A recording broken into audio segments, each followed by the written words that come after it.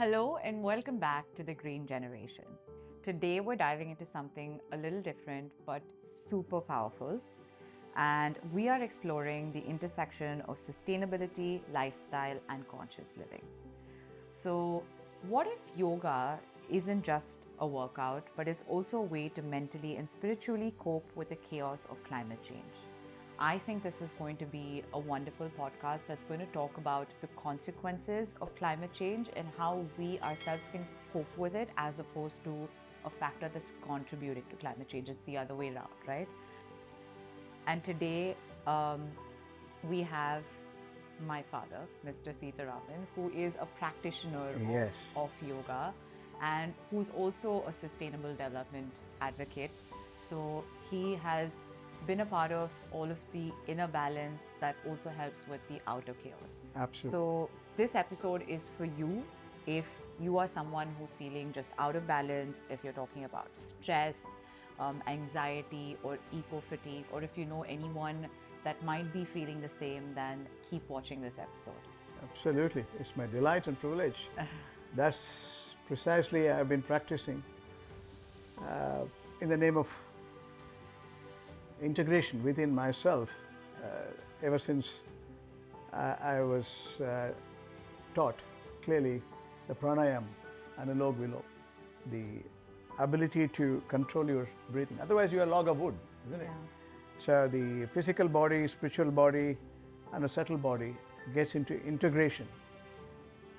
The holistic exercise. This is not confined to only physical body. This is not a gym training.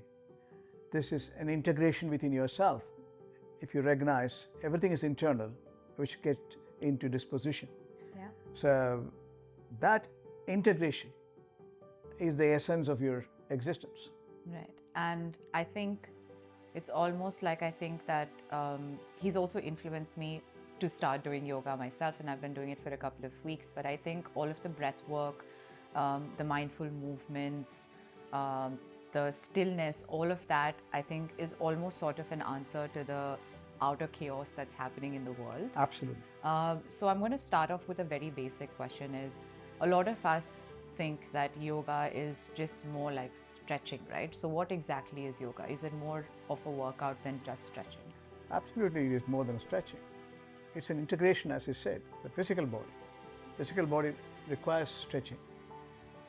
You have to be flexible. You have to be stable. You have to be pain-free. And you have to have your body balance. The balance you have to achieve by true integration of your breathing. Yeah. So you stay calm, your composure becomes evident if you practice yoga.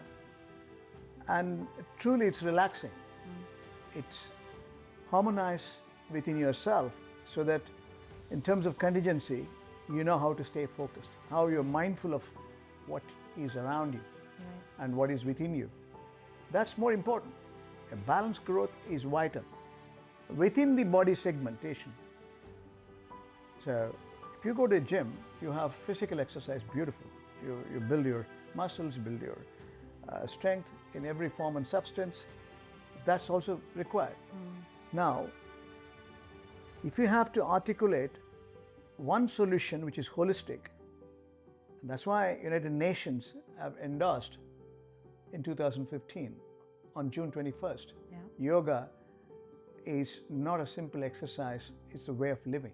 It's a philosophy tested tens of thousands of years before. Right. And I fully agree with it because, like I said, I've been doing yoga myself for the last couple of weeks, and I was always someone who did weight training and strength training, was always active with sport, and always thought I needed to have recovery time. And like, why do I need to do yoga? Because you think that unlike the gym, with yoga, you do not see immediate results in terms of a physical appearance. You might not see muscles developing, you might not see some cuts and abs or whatever your goals are with the gym. But what I've really understood, and from having a trainer and from doing it, is that especially if you do weight training, dedicating 1 or 2 days a week along with weight training in terms of stretching, in terms of mobility, in terms of flexibility, is such a large part of weight training as well as is such a large part of strength training. So if you talk to most trainers, they will tell you that they dedicate 1 day a week outside of weights to do mobility and flexibility, which is a very, very important part of recovery. And honestly, when I started to realize that yoga was actually making a change, like I said, physically you might not see it, but you feel it. And what I've noticed is that, so generally after my gym sessions, my trainer always stretches me out, cracks my back a little bit. And in the last 3 or 4 weeks, he's been asking me, what am I doing different? Because there's no cracks on my back anymore. I'm still having the same routine of sitting in front of the laptop, working. I sit a lot more, but my posture has evolved in a way that I don't have any of those cracks anymore. I don't have those aches and pains that I usually get on my shoulders. And I didn't realize it myself until he cracked me and he said, there's no cracks. Every week you seem like something's changed. And that's when I connected that it had everything to do with yoga along with all of the strength training, right? You said it, you experienced it, and you're feeling it. Yeah. That's a feel-good factor. That's what exactly yoga gives you. I'm not saying you don't require weight training, especially man like me who cross 60. You have to build your muscles, protect your bones. So where yoga plays a role is to balance everything.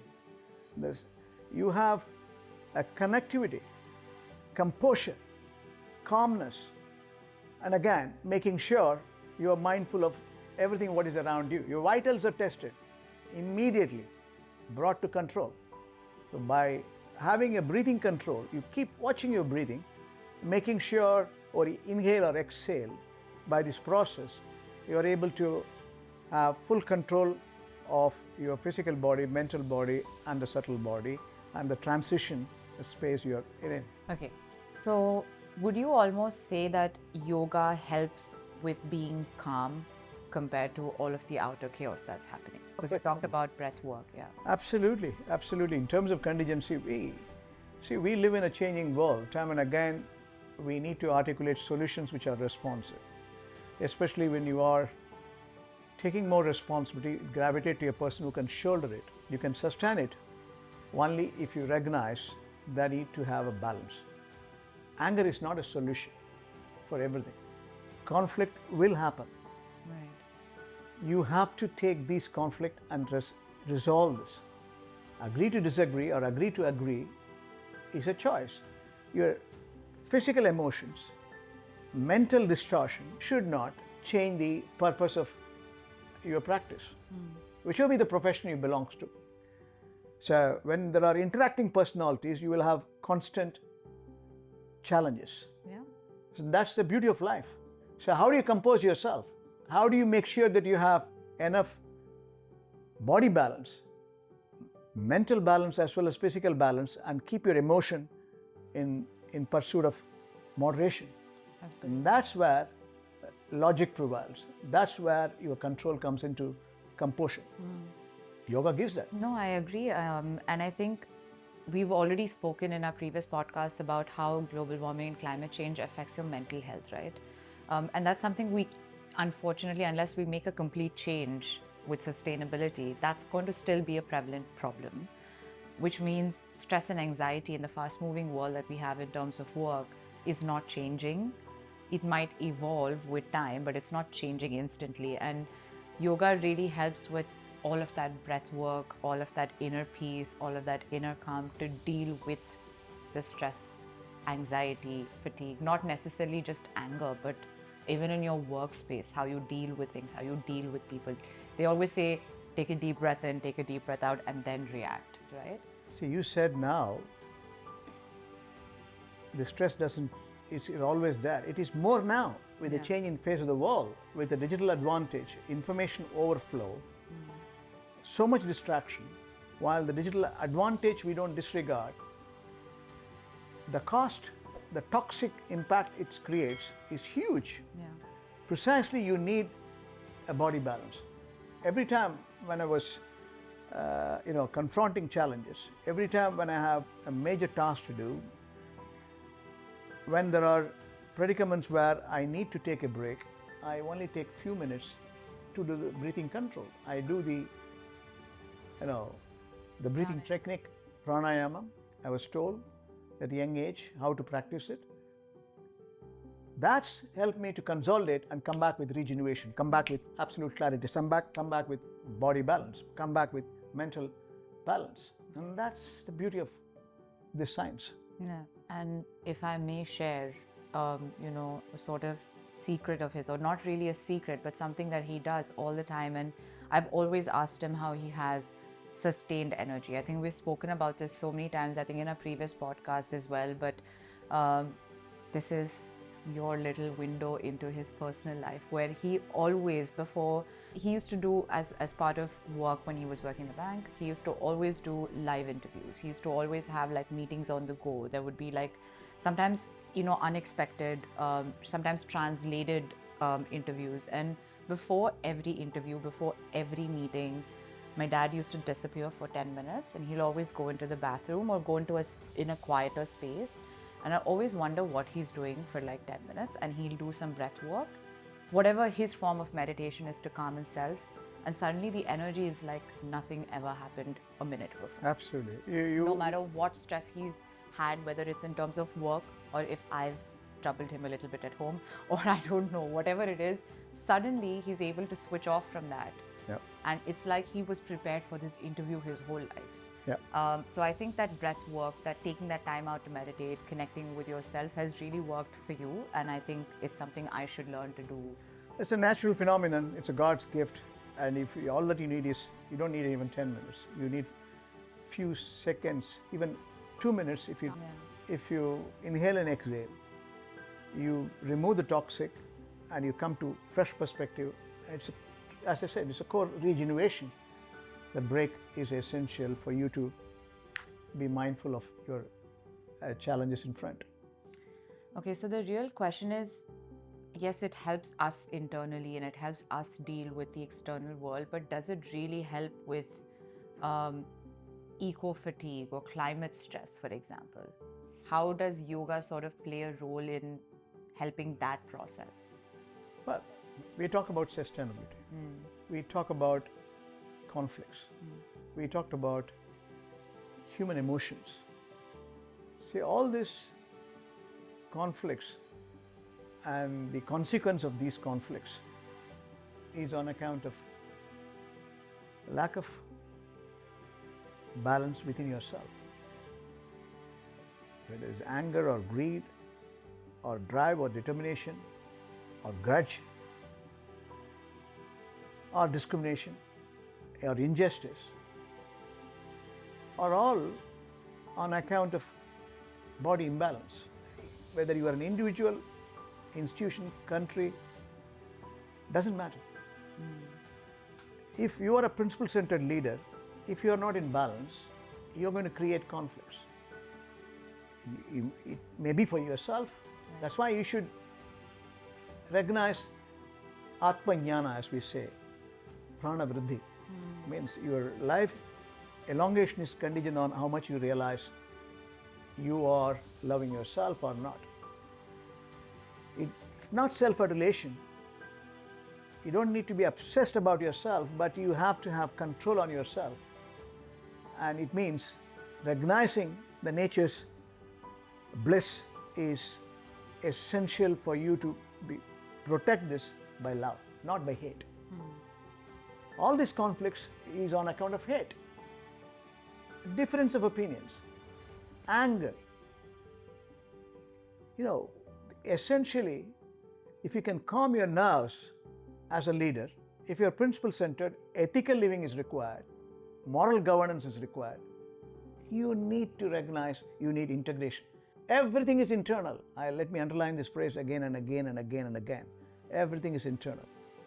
That internal integration is getting into external disposition when it comes to crisis. Or lack of integration. It gets into explosion of your own persona, and that results in wrong decision, conflicts, confusion, and again, calamities. Yeah, and we've all heard of this saying, right? Say, kill people with kindness, but I feel like you can almost also kill stress, kill anxiety, or at least manage it with kindness, with peace, with internal kindness, so that you can portray external kindness as well. Well, there's no stress in substance if you understand that's self-inflicting. Because it's like taking, poison in your hand and drinking it and expecting other person to die. It is self-inflicting in substance. So if you Stress recognize, is not always self-inflicted. It can be self-inflicting. They mean different things. yeah, Fair? it is. Okay. It is. See, external interaction has given you such imbalance. If your internal imbalances creating conflict within yourself and you are not peaceful on account of disintegration between your heart and mind or guilt, whatever be the reasoning, you are not going to be normal. There is no introspection to recognize what is right, what is not right. Yeah. Right? So emotion overrules the logic. Yeah. So that is why you have to calm your nerves. Take a break, take a 1 minute breathing sensation during the break and ensure you have internal integration. That's what is meditation. That's what is ethical living is all about. Bringing the peace within you, love within you, and transcend beyond yourself. Yeah. And like he mentioned, normal, right? But we all have the new normal or whatever's comfortable as normal. So finding that comfort for yourself to create your own normal. And I think that's what we're talking about with how yoga sort of helps that. So would you say that yoga is the way of life? And what does that mean to you in today's world? Yoga is the way of life. Human existence is designed to deliver incremental value to this planet. That's why the 5 powers which are embedded within you is integral part of the cosmic, celestial, divine substance. So it's synchronized with the nature. Whether it is water or sky or wind or earth or soil, whichever way you want to call it, all are integral within yourself. You are a molecule in this whole cosmic energy, celestial system. There are different types of living creatures, including human. It's a substance of the same, emotions or otherwise. So the design is to recognize it's an opportunity to be incremental by uniting, not by segmenting, not by disintegration, by integration. That's why it's one world, it's one family. We are brothers and sisters. We recognize even other animals or living creatures are having the same emotions. We transcend the same love and affection. So it's the recognition of this inner self is a reflection to your external commitment.